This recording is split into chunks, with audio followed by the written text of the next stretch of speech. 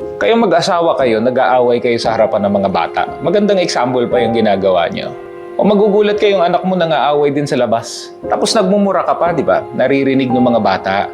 Ang lupit mo naman mag-set ng example. Kung kayo mag-aaway, hindi naman maiiwasan yan. From time to time, may differences tayo. Parehas tao lang kayo. Meron kayong mga expectations na hindi natutupad o ay nag-aaway kayo. Pero please lang, huwag mo namang gawin sa harapan ng mga bata. Kung may differences kayo, pumasok kayo dun sa kwarto. Mag-usap kayo ng tama. Mag-usap kayo ng mahinahon. Matuto kayong hindi umatake. You should not be acting out the message. Learn how to respect your partner. And make sure to make it private na hindi nakikita ng mga bata because you're really setting a bad example here. Magugulat ka, papatawag ka ng principal.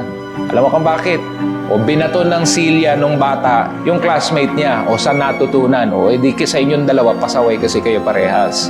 So mag-usap kayo privately at hindi dapat yung pinapakita sa mga bata, otherwise gagawin nila yan sa mga kapwa nila, sa mga kalaro nila. Kung sino may kasalanan. Kayo ngayon dalawa na hindi makapagtimpi, hindi kayo makapag-usap, o naging pasaway tuloy mga anak ninyo dahil sa inyo.